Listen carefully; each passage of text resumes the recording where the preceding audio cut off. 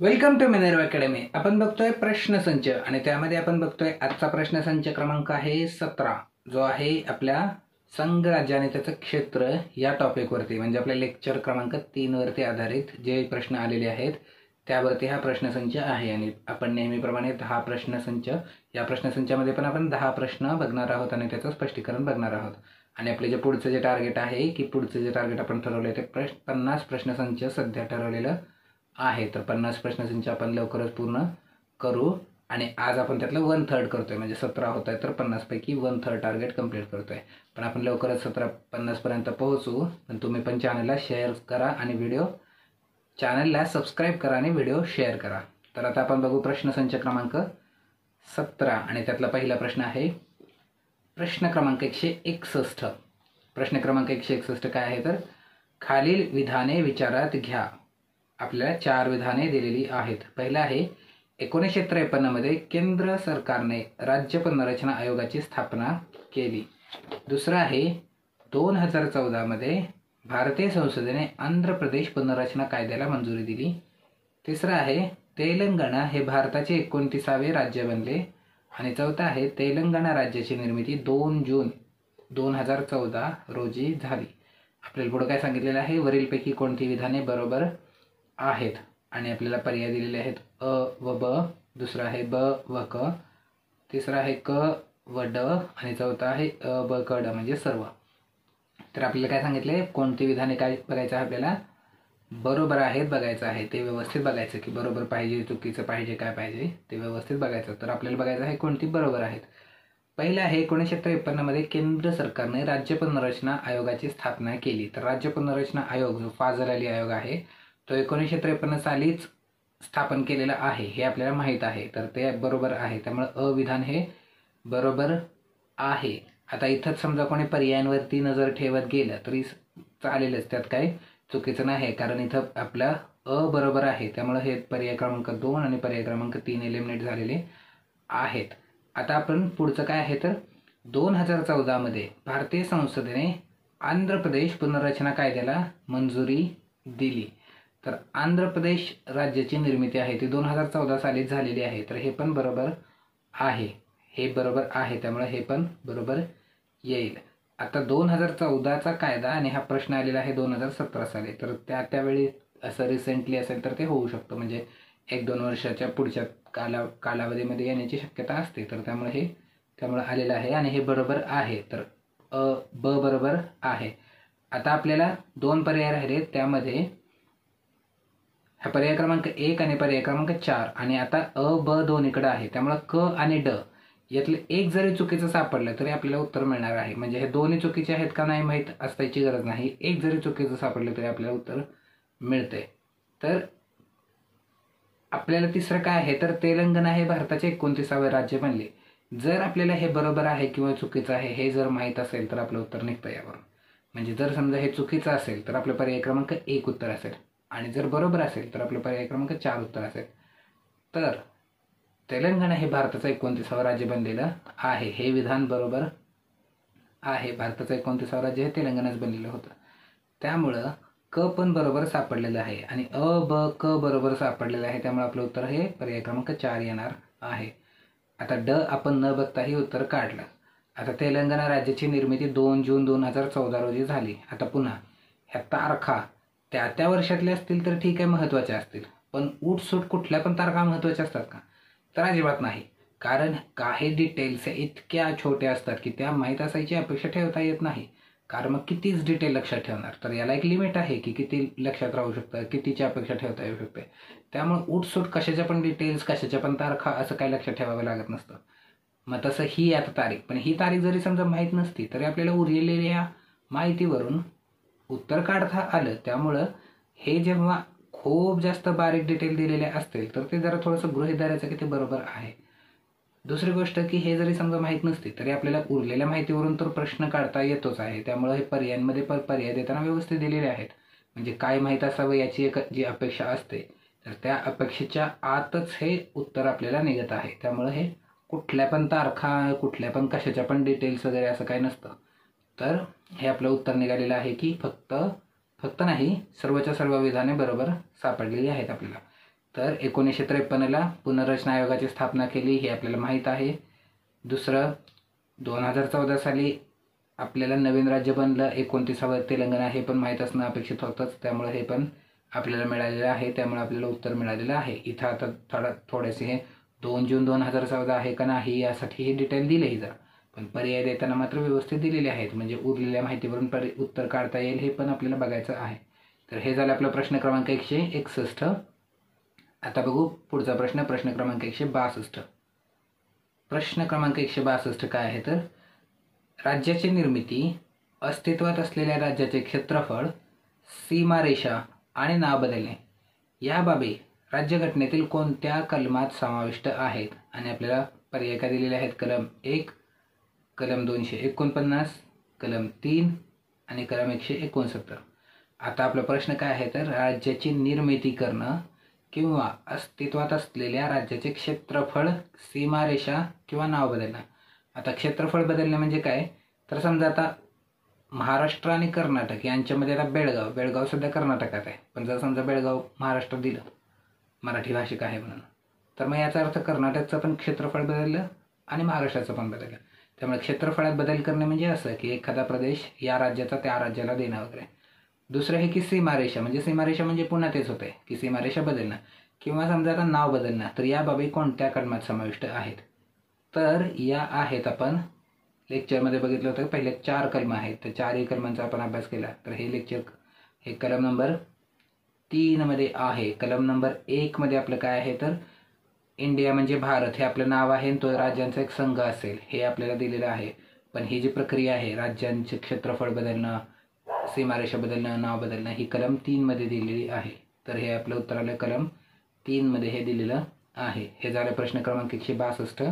आता बघू प्रश्न क्रमांक 163. प्रश्न क्रमांक 163 काय आहे तर खालीलपैकी कोणते विधान बरोबर नाही? आपल्याला बरोबर नाही पाहिजे आहे. आता त्यातलं पहिलं विधान काय आहे तर पहिलं विधान आहे भारतीय संघराज्याच्या घटक राज्यांच्या भूप्रदेश साध्या बहुमताने बदलू शकते. दुसरं आहे संसदेला राज्याच्या भूप्रदेशाची पुनर्विभागणी करण्याअगोदर राज्य विधिमंडळाची संमती आवश्यक असते. तिसरं आहे कोणत्याही राज्यांच्या भूप्रदेशाची पुनर्विभागणी संबंधीचे विधेयक संसदेमध्ये सादर करण्यासाठी राष्ट्रपतींची शिफारस आवश्यक असते. आणि चौथा आहे राज्याच्या नावामध्ये बदल करण्यासंबंधी विधेयकाची शिफारस करण्याअगोदर राष्ट्रपतींकडे राज्याचा अभिप्राय प्राप्त झाला पाहिजे. आता आपल्याला काय पाहिजे आहे तर आपल्याला पाहिजे आहे बरोबर नाही, म्हणजे आपल्याला पाहिजे आहे चुकीचं. तर चुकीचं काय आहे तर भारतीय संघराज्याच्या घटक राज्यांच्या सीमा साध्या बहुमताने बदलू शकते. तर हे बरोबर आहे की हे घटक राज्यांच्या बाबतीत बदल करणे हे घटनादुरुस्ती मानली जात नाही आणि त्यामुळे ती साध्या बहुमताने होते, त्यामुळे हे बरोबर आहे. आपल्याला चुकीचं पाहिजे आहे, तर हे आपलं उत्तर येणार नाही. आता दुसरं काय आहे तर दुसरं आहे संसदेला राज्याच्या भूप्रदेशाची पुनर्विभागणी करण्याअगोदर राज्य विधिमंडळाची संमती आवश्यक असते. आता इथे एक शब्द काय आलाय संमती. संमती म्हणजे परमिशन. आता संसदेला जर समजा राज्याच्या भूप्रदेशाचे म्हणजे समजा महाराष्ट्राची पुनर्विभागणी करण्याआधी, म्हणजे समजा आता महाराष्ट्रातून दुसरं नवीन राज्य समजा विदर्भ वगैरे निर्माण करायचं झालं तर राज्य विधिमंडळाची संमती आवश्यक आहे का? तर संमती म्हणजे परमिशन हवी असते का? तर आपण हे बघितलं की राज्याच्या अशा कुठल्या गोष्टी केंद्रावर बंधनकारक राहत नाहीत, त्यामुळं राज्याच्या परमिशनची आवश्यकता नसते. राज्याचा अभिप्राय असावा लागतो, राज्याचं मत मागवलं जातं, पण ते मत काय बंधनकारक नसतं, त्यामुळे ते संमती नसते, ते मत असतं. त्यामुळे ही संमती आवश्यक असते का तर नाही, हे चुकीचं आहे. संमती आवश्यक नसते, त्यामुळे हे चुकीचं आहे. आपल्याला उत्तर हे मिळालेलं आहे. पण आपण आता तिसरा पर्याय बघू की कोणत्याही राज्याच्या भूप्रदेशाच्या पुनर्विभागणी संबंधीचे विधेयक संसदेमध्ये सादर करण्यासाठी राष्ट्रपतींची शिफारस आवश्यक असते. तर आता जर राज्यामध्ये बदल करायचा झाला तर ते विधेयक मांडण्यासाठी राष्ट्रपतींची पूर्व परवानगी घेणं आवश्यक असतं. म्हणजे आपण प्रक्रिया बघितली होती की जर समजा आता नवीन राज्य निर्माण करायचं झालं तर प्रक्रिया काय होईल आपण बघितली होती की पहिले तर राष्ट्रपतींकडे जायचं, परमिशन घ्यायचे विधेयक मांडण्यासाठी, त्याच्यानंतर ज्या राज्यामध्ये बदल होणार आहे त्या राज्याचं मत घ्यायचं आहे आणि त्यानंतर ते संसदेमध्ये मांडल्यानंतर संसदेमध्ये साध्या बहुमताने ते स्वीकृत किंवा अस्वीकृत काहीतरी होईल आणि त्यानुसार ते बदल होतील. तर ही प्रक्रिया आपण बघितलेली आहे. त्यामध्ये हे बघितलं होतं की राष्ट्रपतींची शिफारस घ्यावी लागते किंवा राष्ट्रपतींची पूर्वपरवानगी घ्यावी लागते. हे बरोबर आहे, आपल्याला बरोबर नाही शोधायचं आहे, त्यामुळे हे पण बरोबर आहे. आणि त्याचं चौथं, राज्याच्या नावामध्ये बदल करण्यासंबंधी विधेयकाची शिफारस करण्याअगोदर राष्ट्रपतींकडे राज्याचा अभिप्राय प्राप्त झाला पाहिजे. तर आता राज्याचा अभिप्राय आहे, इथं अभिप्राय हा शब्द आहे की त्यांचा फीडबॅक किंवा त्यांचं ओपिनियन पाहिजे आहे. परमिशन नाही, ओपिनियन, की तुम्हाला काय वाटतंय. त्यात राज्याने काहीही म्हटलं तरी करायचं तेच करणार, म्हणजे राज्याने काहीही म्हटलं तरी संसद करायचं तेच करेल आणि तेच होईल जे संसदेला पाहिजे आहे. पण इथं जे आपलं विधान 2 जे दिलं होतं की काय लिहिलेलं आहे, तर संमती आवश्यक आहे. तर संमती आवश्यक असते का, तर संमती नसते आवश्यक, अभिप्राय आवश्यक असतो किंवा मत पाहिजे. ओपिनियन कळवा, फीडबॅक द्या, असं आहे. परमिशन नाही, परमिशन संसदेला राज्याची परमिशन लागत नाही. तर हे आपल्याला बरोबर नाही हे सापडलेलं आहे. आणि हा झाला आता आपला प्रश्न क्रमांक 163. आपण बघू आता पुढचा प्रश्न क्रमांक 164. प्रश्न क्रमांक 164 काय आहे, तर प्रश्न क्रमांक 164 आहे, खालील विधाने विचारात घ्या. आपल्याला 3 विधानं दिलेली आहेत. आपण पहिलं विधान बघू की भारतीय राज्यघटनेचे अनुच्छेद 2 हे भारतीय संघराज्याची भाग नसलेल्या भूप्रदेशाचा समावेश अथवा त्याची नवीन राज्यांमध्ये स्थापना यासंबंधी आहे. दुसरं काय आहे, भारतीय राज्यघटनेने अनुच्छेद 3 हे अस्तित्वात असलेल्या केंद्रशासित प्रदेशासह घटक राज्यांच्या स्थापनेसंबंधी अथवा त्यामधील बदलांसंबंधी तरतुदी प्रदान करते. तिसरं काय आहे, भारतीय राज्यघटनेतील अनुच्छेद 3 खाली असलेले विधेयक केवळ लोकसभेतच मांडले जाऊ शकते. आणि आपल्याला पुढे काय म्हटले, तर वरीलपैकी कोणते विधान बरोबर आहे. आपल्याला काय पाहिजे आहे, कोणते विधान बरोबर आहे पाहिजे आहे.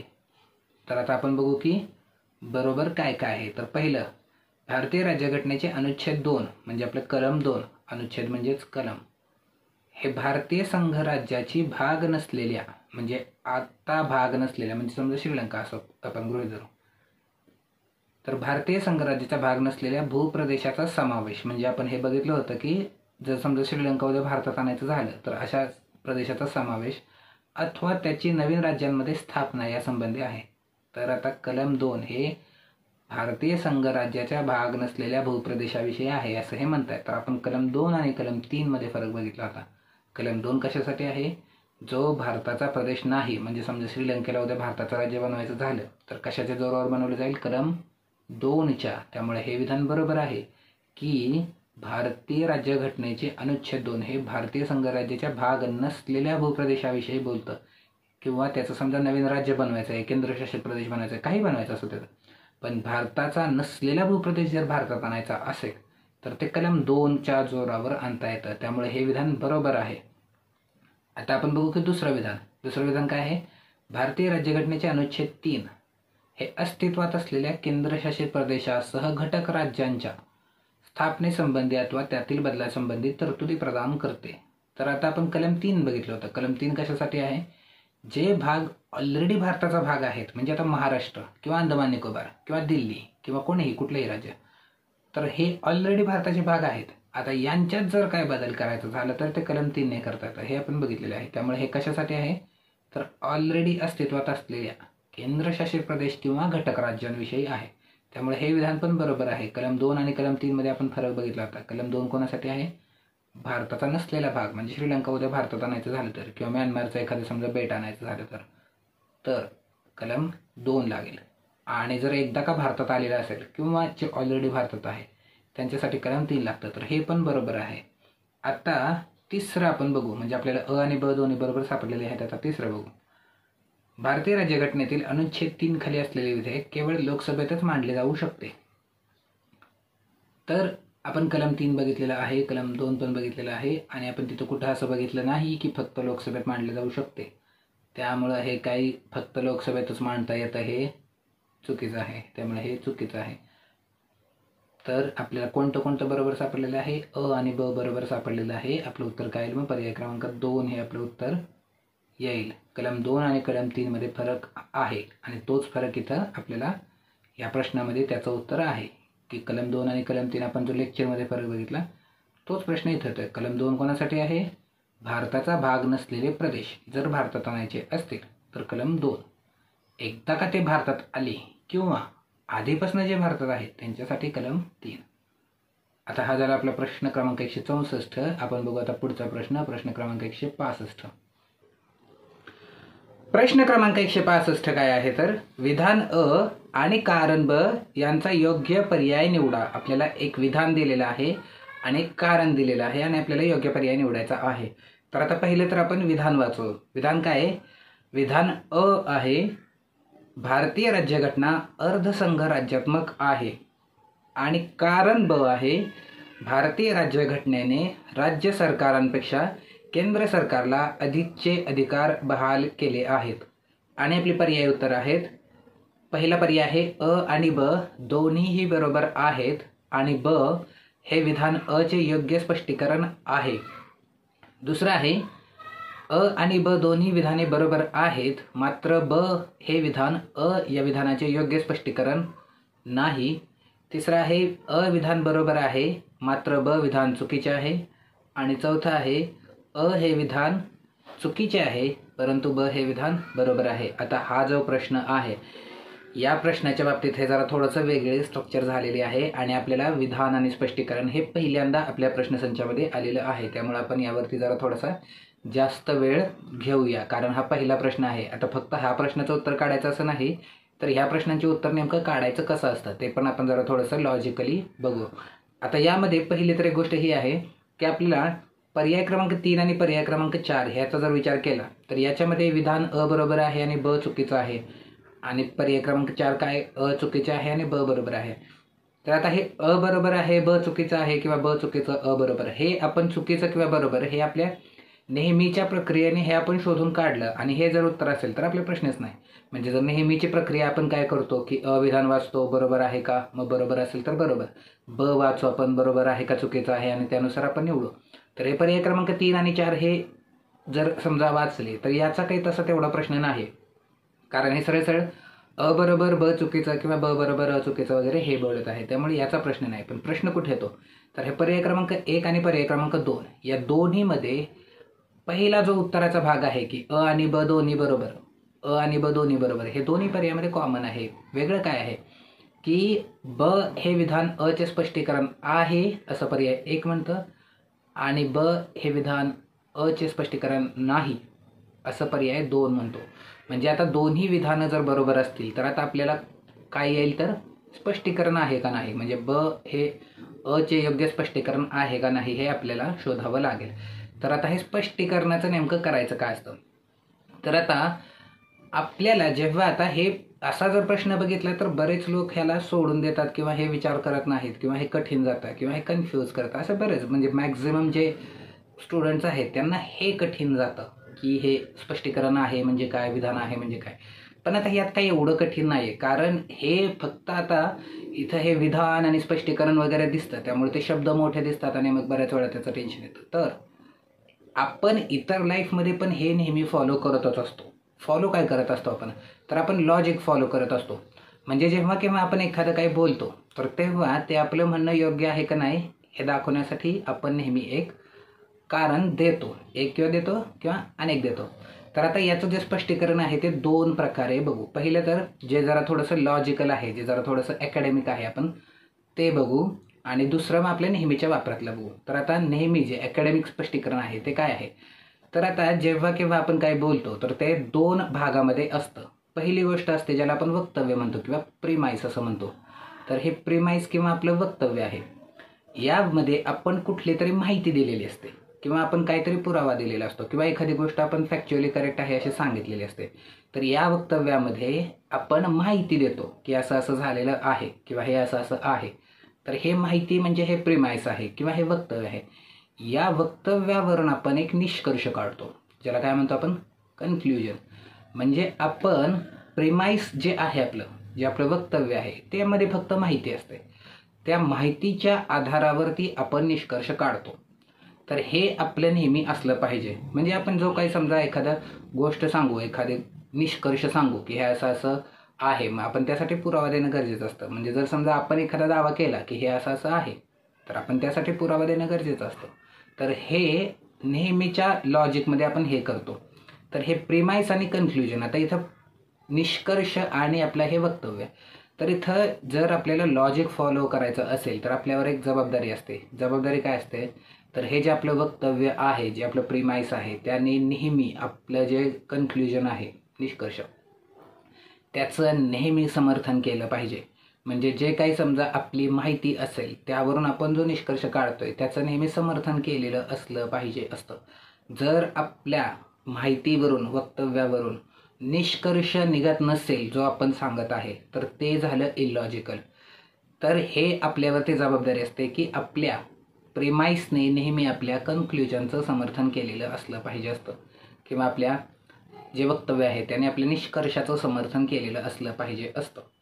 तर हे आपल्याला लॉजिकली अकॅडमिक एक्सप्लेनेशन हे आहे. यावरती तो एक फेमस जोक पण आहे की एक सायंटिस्ट होता आणि तो विंचूचे पाय कट करतो, एक पाय कट करतो, मग म्हणतो चाल, तर तो कसा तरी चालतो, मग दुसरा पाय कट करतो, मग तो तरी तर थोडा थोडा चालतोच, मग 3-4 पाय कट करतो आणि मग नंतर वैतागून सगळेच पाय कट करतो आणि आता म्हणतो चाल, आणि तो विंचूला चालता येत नाही. मग तेव्हा तो काय निष्कर्ष काढतो, तर की विंचू पायांनी ऐकतो, कारण त्याला आता चाल म्हणलेलं ऐकू गेलं नाही. तर हे झालं की हे चुकीचा निष्कर्ष झाला. म्हणजे आपलं निष्कर्ष जो काढलेला आहे आपण तो चुकीचा काढलेला आहे. ही गोष्ट बरोबर आहे की तो सायंटिस्ट त्या विंचूला चाल म्हटला आणि तो चालला नाही, मग ही गोष्ट बरोबर आहे, पण निष्कर्ष चुकीचा आहे. त्यामुळे आपण काय म्हणू की हे जे निष्कर्ष काढलेलं आहे की विंचू पायाने चालतो हा चुकीचा आहे. का चुकीचा आहे, तर तो काय आधीचं जे पाय कट केले आणि चाल म्हटलं आणि मग तो चालला नाही, यांनी काय तो कानाने ऐकतो असं सिद्ध होत नाही, याने तो पायाने ऐकतो असं सिद्ध होत नाही, याने तो पायाने चालतो हे सिद्ध होईल, पण ऐकतो हे सिद्ध होत नाही. म्हणजे काय झालं, तर जे आपला निष्कर्ष आहे तो आपण चुकीच्या माहितीवरती काढलेला आहे किंवा माहितीवरून चुकीचा निष्कर्ष काढलेला आहे. तर हे लॉजिकली हे चालत नसतं. आपलं जे कन्क्ल्युजन आहे ते नेहमी आपल्या प्रिमाइसने त्याचं समर्थन केलं पाहिजे. आपला निष्कर्ष नेहमी आपल्या वक्तव्याने सिद्ध केला असलं पाहिजे. म्हणजे जो आपला निष्कर्ष असेल तर त्याने आपलं वक्तव्य नेहमी आपल्या निष्कर्षाच्या समर्थनाचं असलं पाहिजे. आता याचं एखादं रिअल लाईफ एक्झाम्पल काय घेऊ, तर जर समजा आता असं मी म्हटलं की ए आर रहमान भारतातले सगळ्यात भारी म्युझिक डायरेक्टर आहेत, मग हे माझं कन्क्ल्युजन झालं, हे निष्कर्ष आहे माझा की ए आर रहमान भारतातले सगळ्यात भारी म्युझिक डायरेक्टर आहेत. हा निष्कर्ष आहे. पण हे कशाच्या जोरावर मी म्हणतोय, आता हे येईल की हे कारण. मग आता मी जे कारण देईल त्या कारणाने हे सिद्ध केलं पाहिजे किंवा याचं समर्थन केलं पाहिजे की ए आर रहमान भारतातले सगळ्यात भारी म्युझिक डायरेक्टर आहेत. मग मी आता त्यासाठी काहीतरी कारण देईल. मग मी कारण काय देईल, तर मी काहीतरी कारण देईल की त्यांना एवढे अवॉर्ड्स मिळाले, ग्रॅमी मिळाला किंवा ऑस्कर्स मिळाले, भारताचं म्युझिक त्यांनी आंतरराष्ट्रीय पातळीवर नेलं, म्हणून ते भारतातले सगळ्यात भारी म्युझिक डायरेक्टर आहेत, असं जर मी म्हटलं, तर आता माझं जे वक्तव्य होतं की ए आर रहमान यांनी ऑस्कर्स मिळवले, ग्रॅमी मिळवले, भारताचं म्युझिक ते इंटरनॅशनल घेऊन गेले, हे माझं वक्तव्य आहे. आणि त्याच्यावरून मग मी निष्कर्ष काय काढतोय की ते भारतातले सगळ्यात भारी म्युझिक डायरेक्टर आहेत. आता माझं वक्तव्य हे माझ्या निष्कर्षाचं समर्थन करतं. तर मग हे असं म्हणू की माझं जे कारण आहे किंवा माझं जे स्पष्टीकरण आहे ते योग्य आहे. म्हणजे स्पष्टीकरणामुळं निघालेला निष्कर्ष हा योग्य आहे. पण जर समजा मी असं म्हटलं की ए आर रहमान हे खूप चांगले लेखक आहेत, कशावरून, तर त्यांना म्युझिकमध्ये ऑस्कर मिळाला, ग्रॅमी मिळाले, इंटरनॅशनली म्युझिक घेऊन गेले, म्हणून ते चांगले लेखक आहेत, तर हे चुकीचं झालं. चुकीचं काय झालं की त्यांना जे अवॉर्ड्स मिळालेले आहेत ते म्युझिकमध्ये मिळालेत, पण त्याने ते लेखक आहेत हे सिद्ध होत नाही. म्हणजे काय झालं, तर आता माझा निष्कर्ष चुकीचा निघालेला आहे. मग हे निष्कर्ष चुकीचा आहे म्हणजे हे काय झालं, तर योग्य स्पष्टीकरण नाही आहे. भलेही ते चांगले लेखक असतील, पण त्यासाठी त्यांचं लेखनातलं काहीतरी पुरावा द्यावा लागेल. म्हणजे एखादी गोष्ट फक्त इंडिपेंडेंटली स्वतंत्रपणे खरी आहे किंवा खोटी आहे यावरती ठरत नाही, तर स्पष्टीकरणावरून निष्कर्ष हा योग्य प्रकारे काढला गेलेला असला पाहिजे. म्हणजे ए आर रहमान यांनी ऑस्कर्स मिळवले, ग्रॅमी मिळवले, म्युझिक इंटरनॅशनल घेऊन गेले म्हणून ते चांगले लेखक होणार नाही, तर ते म्युझिक डायरेक्टर होतील. मग हे आपलं झालं की योग्य स्पष्टीकरण. तर आपण ही गोष्ट नेहमीच करतो. म्हणजे आपण जेव्हा आता समजा आपल्या फ्रेंड्समध्ये पण जेव्हा आपले डिबेट्स होतात, काही डिस्कशन्स वगैरे होतात, तेव्हा पण हेच होतं की एखादं कोणीतरी काहीतरी बोलेल की असं असं झालं आहे, कशावरून वगैरे. किंवा समजा आता ए आर रहमान यांचं जर झालं की ते सगळ्यात भारी आहेत, मग समजा कोणी असं म्हटलं की नाही पण मागचा पिक्चर त्यांचा फ्लॉप गेला, दुसरा म्युझिक डायरेक्टरचा किती हिट गेला वगैरे वगैरे, पण मग तेव्हा हे बोललं जाऊ शकेल की एका मूव्हीने AR रहमान काही मागचं त्यांचं 30 वर्षातलं ग्रॅमी किंवा हे सगळं काही निघून जाणार नाही. त्यामुळं काय झालं तर ठीक आहे, भले खरं असेल की त्यांचा मागचा मूव्ही फ्लॉप गेला, दुसरा कोणाचा तरी हिट गेला वगैरे, पण तरीही AR रहमान भारी आहेत हे काय त्याने सिद्ध होणार नाही. म्हणजे काय झालं तर एखादी गोष्ट खरी जरी असेल पण तरी त्याने निष्कर्षाला धक्का पोहोचत नाही, म्हणजे ते पण योग्य स्पष्टीकरण होणार नाही. आपल्याला बंधनकारक काय आहे तर आपलं जे वक्तव्य असेल किंवा जे आपलं कारण असेल त्याने आपल्या निष्कर्षाचं समर्थन केलेलं असलं पाहिजे, हे आपल्यावरती बंधनकारक आहे. आपलं वक्तव्य म्हणजे आपलं निष्कर्ष जर असेल तर निष्कर्षासाठी कारण योग्य असलं पाहिजे, तरच आपण म्हणू की ते योग्य कारण किंवा योग्य स्पष्टीकरण आहे. ते खरं असो किंवा खोटं असो, स्पष्टीकरण हे समर्थनार्थ असलं पाहिजे. तर आता आपण हेच बघू की जर समजा हे दोन्ही बरोबर आहेत, पर्याय क्रमांक 1 पण हेच म्हणतं, पर्याय क्रमांक 2 पण हेच म्हणतं की दोन्ही विधानं बरोबर आहेत. आता वेगळं काय होईल तर योग्य स्पष्टीकरण आहे किंवा नाही. तर आता आपण जे आत्ता आपण बोललो की जे रिअल लाईफमध्ये आपण जे AR रहमान यांचं उदाहरण घेतलं तर तेच आपण अप्लाय करायचं आहे. म्हणजे आता अभ्यासामध्ये काही वेगळं कुठलं लॉजिक तयार करायचं नसतं. लॉजिक ॲक्च्युली मोठी कन्सेप्ट आहे. ते एक्झाम असो किंवा रिअल लाईफ असो, सगळीकडे लॉजिक समानच असतं. तर आता आपण लॉजिकचा विचार करू की पहिलं विधान जे आहे की भारतीय राज्यघटना अर्धसंघ राज्यात्मक आहे, आणि आपलं जे कारण आहे ते काय आहे तर भारतीय राज्यघटनेने राज्य सरकारांपेक्षा केंद्र सरकारला अधिकचे अधिकार बहाल केले आहेत. आता हे जर एकमेकांना जोडून झालं तर आपण नेहमी बोलताना कसं म्हणतो की हे असं असं आहे कारण, आणि मग आपण पुढं कारण सांगतो. तर आता हे दोन्ही आपण तसेच जोडून बघायचे. विधानाला कारण पुढं जोडूनच बघायचं. मग आता आपण विधान आणि कारण एकमेकांना जोडून जर वाचलं की भारतीय राज्यघटना अर्धसंघ राज्यात्मक आहे कारण भारतीय राज्यघटनेने राज्य सरकारांपेक्षा केंद्र सरकारला अधिकचे अधिकार बहाल केले आहेत. आता हे वाक्य आपलं झालं की भारतीय राज्यघटना अर्धसंघ राज्यात्मक आहे कारण राज्य सरकारांपेक्षा केंद्र सरकारला अधिकचे अधिकार बहाल केलेले आहेत. हे बरोबर आहे का एवढं आपल्याला बघायचं आहे. जर समजा हे वाक्य पूर्णच्या पूर्ण वाक्य कारणासहित बरोबर आलं तर आपण म्हणणार की योग्य स्पष्टीकरण आहे, तरच त्या कंडिशनमध्ये योग्य स्पष्टीकरण होतं. तर अर्धसंघ राज्यात्मक आहे कारण राज्य सरकारला केंद्र सरकारपेक्षा जास्त अधिकार आहेत, हे बरोबर आहे का तर हो, हे बरोबर आहे. कारण संघ राज्यात्मकमध्ये अधिकारांचं वाटप हे समान झालेलं असतं, पण आपल्याकडे हे समान नाही आहे. त्यामुळे आपलं हे अर्धसंघ राज्यात्मकच आहे. का अर्धसंघ राज्यात्मक आहे तर अधिकारांची वाटणी ही समान नाही, त्यामुळे हे बरोबर आहे. हे आपलं संपूर्ण वाक्य बरोबर येतं आणि म्हणून हे योग्य स्पष्टीकरण आहे. तर हे झालं की आपलं हे दोन्ही बरोबर आहे आणि हे कारण जे आहे हे योग्य स्पष्टीकरण आहे, आणि त्यामुळं अ आणि ब दोन्ही बरोबर, आणि ब हे विधान अचे योग्य स्पष्टीकरण आहे, हे आपलं उत्तर येईल. आता योग्य स्पष्टीकरण आहे असं आपण का म्हटलं तर योग्य स्पष्टीकरण आलं. जर समजा आता इथं विधान अ असं असतं की भारत हे लोकशाही आहे किंवा भारत लोकशाही देश आहे किंवा भारतामध्ये लोकशाही व्यवस्था आहे, असं जर समजा कुठलं वाक्य आलं असतं आणि त्याचं कारण हे दिलं असतं की भारतीय राज्यघटनेने राज्य सरकारांपेक्षा केंद्र सरकारला अधिकचे अधिकार बहाल केले आहेत, तर आता आपण काय केलं असतं, मग आपण पुन्हा जोडून बघितलं असतं की भारतामध्ये लोकशाही व्यवस्था आहे कारण भारतीय राज्यघटनेने राज्य सरकारांपेक्षा केंद्र सरकारला अधिकचे अधिकार दिले आहेत. तर आता हे काय झालं असतं तर विधान बरोबर आहे की भारतामध्ये लोकशाही व्यवस्था आहे, कारण पण बरोबर आहे की भारतीय राज्यघटनेने राज्य सरकारांपेक्षा केंद्र सरकारला जास्त अधिकार दिलेले आहेत, पण आपलं कारण हे विधानाचं समर्थन करतं का तर भारतामध्ये राज्यघटनेने राज्य सरकारपेक्षा केंद्राला जास्त अधिकार दिले म्हणून भारत लोकशाही आहे का तर याचं उत्तर नाही. भारतीय लोकशाही आहे याचं कारण भारतीय लोकशाही आहे हे म्हणण्यासाठी इतर कारणं आहेत. आपले संविधान आहे त्यासाठी आपण म्हणतो की लोकशाही आहे, आपल्या संविधानाने जी व्यवस्था दिलेली आहे ती लोकशाही व्यवस्था दिलेली आहे, पण राज्य सरकारपेक्षा केंद्राला जास्त अधिकार दिले म्हणून लोकशाही आहे हे मात्र योग्य नाही. म्हणजे आपण काय होईल तर दोन्ही विधाने बरोबर आहेत पण स्पष्टीकरण मात्र योग्य नाही, कारण आपलं स्पष्टीकरण हे आपल्या निष्कर्षाचं समर्थन करत नाही. म्हणजे भारतामध्ये लोकशाही आहे का आहे तर केंद्र सरकारला जास्त अधिकार आहेत, याला काही अर्थ नाही आहे. केंद्र सरकारला जास्त अधिकार असतील पण त्यामुळे लोकशाही आहे का, म्हणजे जर समजा केंद्र सरकार आणि राज्य सरकार समान वाटप झालं असतं तर लोकशाही नसती का? तर असं काही नाही आहे. त्यामुळं त्या परिस्थितीत आपण म्हणलं असतं की हे योग्य स्पष्टीकरण नाही.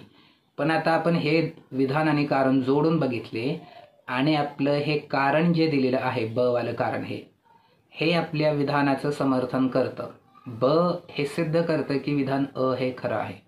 त्यामुळं आपण हे योग्य स्पष्टीकरण आहे असं म्हटलं. जर समजा स्वतंत्ररित्या दोन्ही विधानं जरी बरोबर असती, पण जर समजा समर्थन करत नसेल तर आपण त्यावेळी हा ब पर्याय निवडला असता की योग्य स्पष्टीकरण नाही. पण आपल्याला योग्य स्पष्टीकरण सापडलेलं आहे, कारण ब वरून अ सिद्ध होतं. तर आपल्या कारणावरून विधान सिद्ध होत असेल तर आपण त्याला योग्य स्पष्टीकरण म्हणणार आहोत. तर आपण रिअल लाईफमध्ये जे करतो तेच इथं करायचं आहे की आपण एखादं वाक्य बोललो की त्याच्यासाठी आपण पुरावा देतो. मग त्या पुराव्यावरून ठरतं की आपण बोललेलो ते बरोबर आहे का नाही. तसंच इथं बघायचं आहे की हा त्यांनी पुरावा दिलाय, कारण दिलाय म्हणजे हा काय झालाय, पुरावा दिलाय. या पुराव्यावरून वरचं बरोबर आहे का? तर वरचं बरोबर आहे का हे फक्त वरच्यावरून नाही ठरवायचं आहे, पुराव्यावरून ठरवायचं आहे. तर तेव्हा हे जर पुराव्यावरून हे बरोबर ठरलं तर आपण म्हणणार की योग्य स्पष्टीकरण आहे. फक्त बरोबर ठरल्याने योग्य स्पष्टीकरण होणार नाही, तर पुराव्यामुळं ते बरोबर असलं पाहिजे. म्हणजे भारतामध्ये लोकशाही आहे का? तर केंद्र सरकारला जास्त अधिकार आहे. तर हे काय बरोबर नाही होत आहे. मग त्यामुळे आपण ते योग्य स्पष्टीकरण नाही असं म्हटलं असतं. दोन्ही वाक्य योग्य असून योग्य स्पष्टीकरण नाही असं म्हटलं असतं. पण इथं आपलं स्पष्टीकरण हे किंवा कारण आपल्या विधानाला समर्थन देतं. कारणामुळे आपलं विधान अ हे सिद्ध होत आहे. तर मग आपण हे योग्य स्पष्टीकरण आहे असं म्हणणार आहोत. तर जेव्हा असा प्रश्न येईल की स्पष्टीकरण आहे किंवा नाही, तर स्पष्टीकरणाचं जबाबदारी असते वक्तव्याला सिद्ध करण्याची. स्पष्टीकरणाने वक्तव्य सिद्ध केलं पाहिजे. इथं स्पष्टीकरणाने या वक्तव्याला सिद्ध केलं पाहिजे की जर केंद्राला जास्त अधिकार आहेत, राज्याला कमी आहेत, म्हणून अर्धसंघ राज्यात्मक आहे का? तर हो, म्हणजे योग्य स्पष्टीकरण आहे. पण केंद्राला जास्त अधिकार आहेत, राज्याला कमी आहेत, म्हणून लोकशाही आहे का? तर नाही, म्हणजे योग्य स्पष्टीकरण नाही. तर एखाद्या प्रश्नामध्ये हे स्पष्टीकरण आहे किंवा नाहीसाठी हा आपला निकष लावायचा आहे की स्पष्टीकरणाची जबाबदारी असते वक्तव्याला सिद्ध करण्याची. तर स्पष्टीकरण जर वक्तव्याला सिद्ध करत असेल तर आपण योग्य स्पष्टीकरण म्हणणार. स्पष्टीकरण जर वक्तव्याचं समर्थन करणारं नसेल तर आपण योग्य स्पष्टीकरण नाही असं म्हणणार आहे. ते खरं आहे किंवा खोटं आहे किंवा योग्य आहे अयोग्य आहे हे स्पष्टीकरणाची जबाबदारी नाही. स्पष्टीकरणाची जबाबदारी ही आहे की त्या वक्तव्याला समर्थन देणं. ते जर देत असेल तर योग्य स्पष्टीकरण, नसेल देत तर योग्य स्पष्टीकरण नाही. आता इथं आपल्या प्रश्नामध्ये हे कारण ब विधान अचं समर्थन करतं की केंद्राला जास्त अधिकार, राज्याला कमी अधिकार, त्यामुळं अर्धसंघराज्यात्मक. संघराज्यात्मकमध्ये समान असते, पण अर्धसंघराज्यात्मक आहे कारण केंद्राला जास्त आहेत, राज्याला कमी आहेत. त्यामुळे हे योग्य स्पष्टीकरण आहे. त्यामुळे दोन्ही बरोबर आणि योग्य स्पष्टीकरण असं आपण निष्कर्ष काढलेला आहे. आणि मग आपलं उत्तर काय आलं? हे पर्याय क्रमांक 1 हे आपलं उत्तर आलेलं आहे. आता हा झाला आपला प्रश्न क्रमांक 165. आपण बघू आता प्रश्न क्रमांक 166. प्रश्न क्रमांक 166 काय आहे? तर खालील विधाने विचारात घ्या. आपल्याला 2 विधानं दिलेली आहेत. पहिलं विधान आहे, भारताच्या संसदेद्वारा करण्यात आलेले क्षेत्रातील, नावातील आणि सीमातील बदल नाकारण्याचा अधिकार संबंधित राज्याच्या राज्य विधिमंडळास आहे.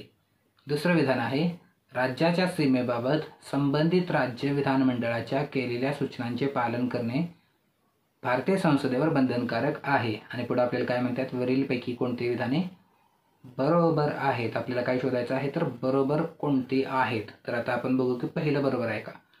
तर पहिलं विधान काय आहे? तर भारताच्या संसदेद्वारा करण्यात आलेले क्षेत्रातील, नावातील आणि सीमातील बदल नाकारण्याचा अधिकार संबंधित राज्याच्या राज्य विधिमंडळास आहेत. तर अजिबात नाही, त्यामुळे हे चुकीचं आहे. संसदेने केलेले बदल राज्यावरती बंधनकारकच आहेत. म्हणजे जर समजा उद्या महाराष्ट्राचे 2 भाग करायचे आहेत असं संसदेने ठरवलं तर ते 2 भाग होतील. महाराष्ट्र जरी म्हटलं की नको तरीही होतील. आणि जर झाल्यानंतर परत म्हटले की नाही आम्हाला नको आहेत तरी झालेले आहेत, ते मान्यच करावे लागतात. तर ते आपल्याकडं झालेलं आहे. तर त्यामुळे हे सीमा किंवा नावातील, क्षेत्रातील बदल नाकारण्याचा अधिकार राज्यांना नाही. राज्यांना ठरवताच येत नाही, ते केंद्राला ठरवता येतं, संसदेला ठरवता येतं.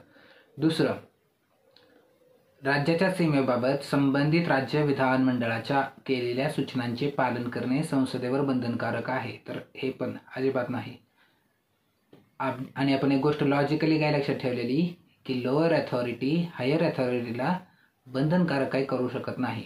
म्हणजे हायकोर्ट सुप्रीम कोर्टला आदेश देऊ शकणार नाही, तसं मग राज्य संसदेला आदेश देऊ शकणार नाही किंवा संसदेला काही बंधनकारक म्हणून असं काही करू शकणार नाही. त्यामुळं ज्या काही सूचना असतील तर त्याचं पालन करणं संसदेवर बंधनकारक आहे का, तर सूचनाच नाही आहेत. हे मत आहे, मत मागवलं जातं, सूचना नाही, तर ते काही बंधनकारक नसतं. त्यामुळे हे पण विधान चुकीचं आहे. मग आपल्याला कुठले बरोबर सापडलेले आहेत तर कुठले नाहीत. त्यामुळे आपले दोन्ही चुकीचे आहेत. दोन्हीमध्ये काय चुकीचं आहे, तर वरच्या विधानात आहे की बदल नाकारण्याचा अधिकार आहे, तर आहे का, तर नाही, कंपल्सरी येते. मान्य करा किंवा नका करू ते होणारच आहे.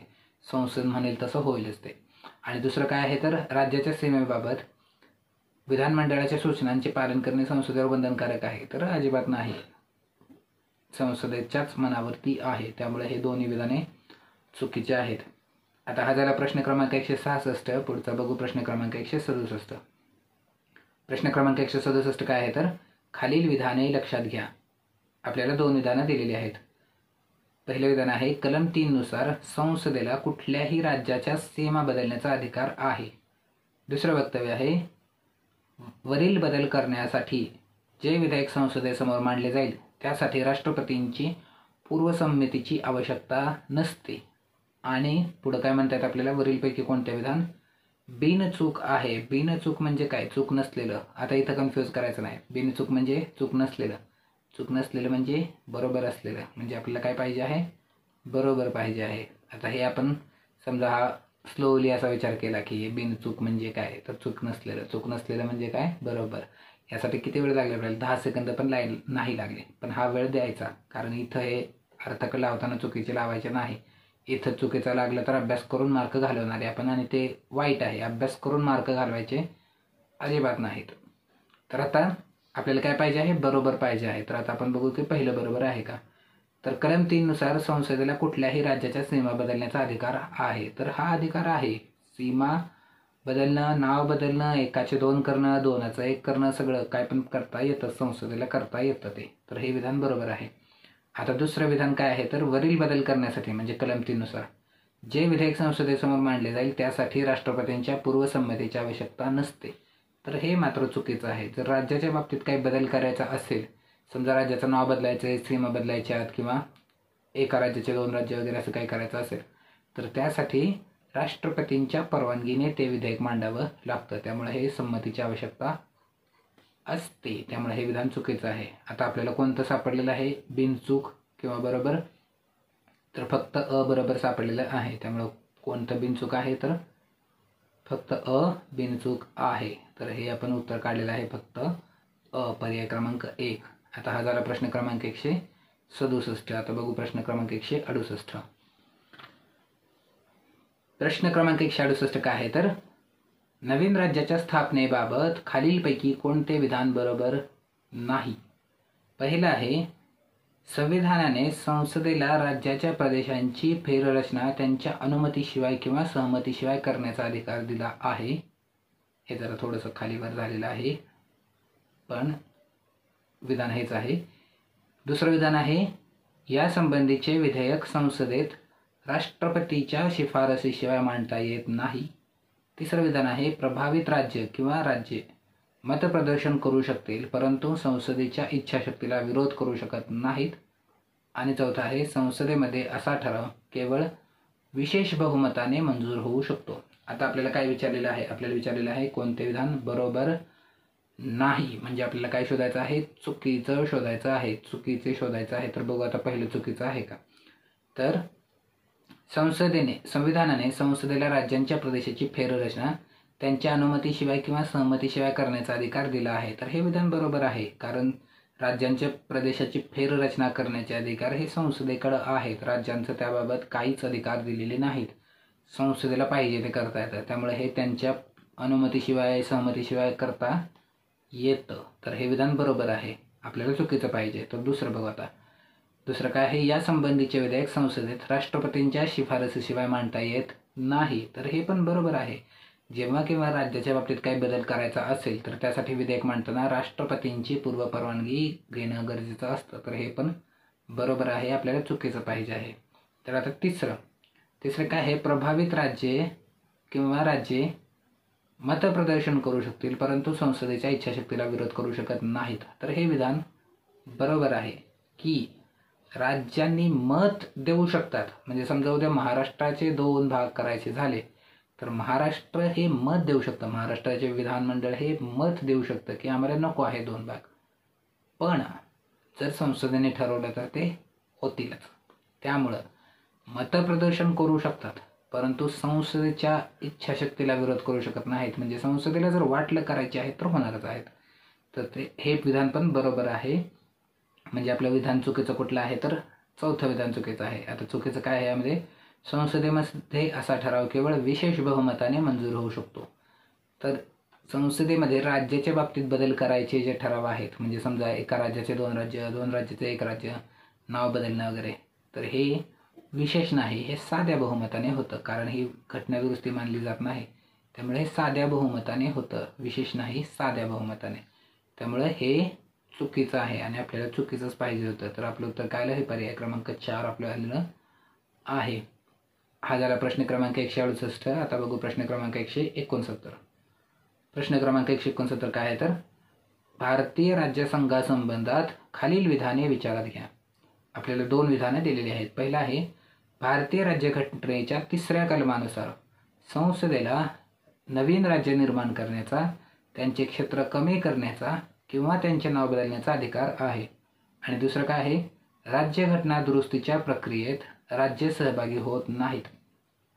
आणि आपल्याला काय पाहिजे तर, वरीलपैकी कोणते विधान बिनचूक आहे. बिनचूक म्हणजे काय, चुकीचं नसलेलं म्हणजे काय पाहिजे, बरोबर पाहिजे आहे. म्हणजे सोप्या भाषेत काय आहे, बरोबर पाहिजे आहे. आता आपण बघू की कोणतं बरोबर आहे. पहिलं काय आहे, भारतीय राज्यघटनेच्या 3ऱ्या कलमानुसार संसदेला नवीन राज्य निर्माण करण्याचा, त्यांचे क्षेत्र कमी करण्याचा किंवा त्यांचे नाव बदलण्याचा अधिकार आहे. तर आपण बघितलं कलम 3 नुसार हे सगळं करता येतं. राज्याच्या सीमा बदलणं, एका राज्याचे 2 राज्य, 2 राज्याचं 1 राज्य, एका राज्यातून अनेक राज्य किंवा असे कुठलेही बदल आहेत राज्याच्या बाबतीतले, हे कलम 3ने करता येतात. तर हे विधान बरोबर आहे. आता दुसरं, राज्यघटना दुरुस्तीच्या प्रक्रियेत राज्य सहभागी होत नाहीत. तर आता राज्यघटनामध्ये दुरुस्ती जर करायची असेल तर घटना दुरुस्ती करायचे अधिकार कोणाला आहेत तर ते संसदेला आहेत. संसदेमध्ये म्हणजे कोण आहे तर लोकसभा आणि राज्यसभा. तर हे करतात. राज्याची विधानमंडळे त्यामध्ये सहभागी होत नसतात. राज्यांना घटना दुरुस्ती करता येत नाही, ते संसदेलाच करता येते. त्यामुळे हे पण बरोबर आहे. तर आपल्याला कोणती बरोबर सापडलेली आहेत तर अ आणि ब दोन्ही बरोबर सापडलेली आहेत. आपलं उत्तर काय आलं मग, हे पर्याय क्रमांक 3 आपलं उत्तर आलेलं आहे. आणि हा झाला प्रश्न क्रमांक 169. आता बघू प्रश्न क्रमांक 170 या प्रश्नसंचातला शेवटचा प्रश्न.